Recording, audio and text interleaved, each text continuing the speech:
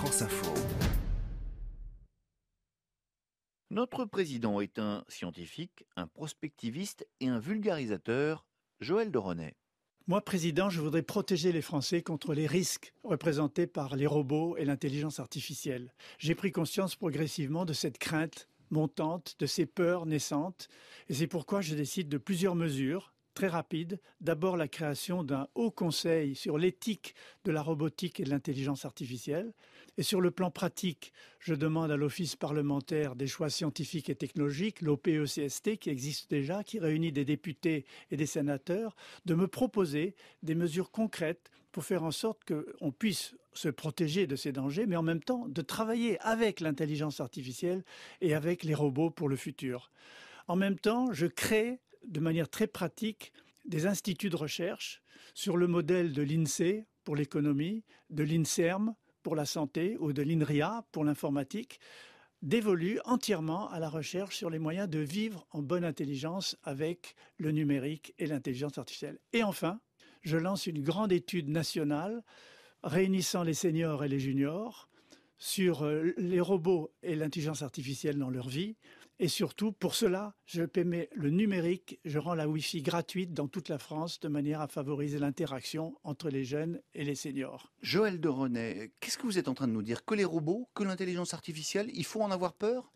On en a déjà peur, parce qu'on a peur qu'elles nous prennent notre travail, on a peur qu'ils dominent l'humanité, comme le pensent des grands comme Bill Gates, Elon Musk, qui ont décrété que l'intelligence artificielle était la pire des choses, parce qu'elle allait dominer l'humanité. Donc cette peur, elle existe. Mais vous, c'est votre idée aussi? Non, je pense que l'intelligence augmentée est plus importante que l'intelligence artificielle, c'est-à-dire aider l'homme à s'augmenter et à augmenter son intelligence, justement en sachant utiliser l'intelligence artificielle et les robots. À quoi vont nous servir les robots dans les années qui vont venir? Déjà, ils sont utiles partout, mais ils sont utiles pour monter des voitures ou pour monter des machines.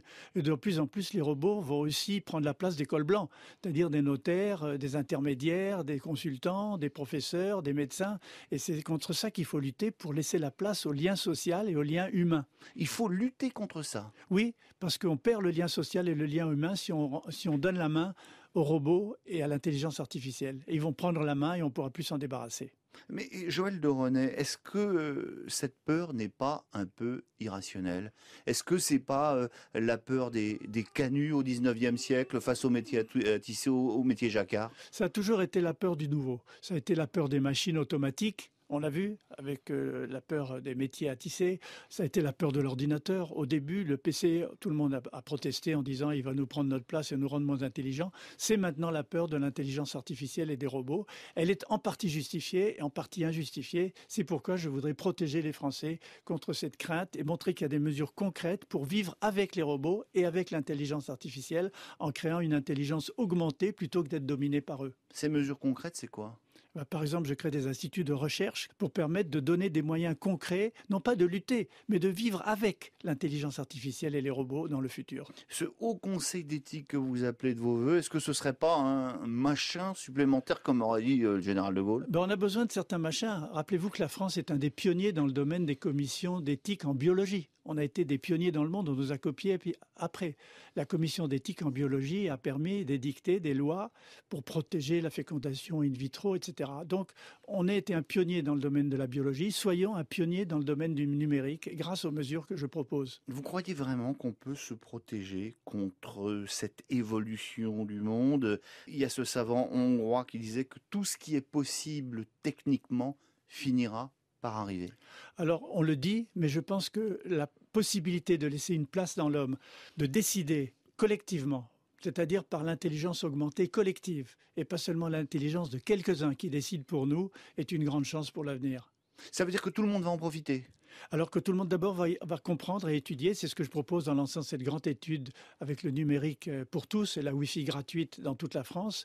Tout le monde pourrait en profiter et nous allons en profiter si nous savons vivre en symbiose, le mot n'est pas trop fort, avec ces nouveaux outils. Mais mettre l'ensemble de la population, et on pense évidemment aux plus âgés, au numérique, c'est pas juste une question de Wi-Fi gratuit.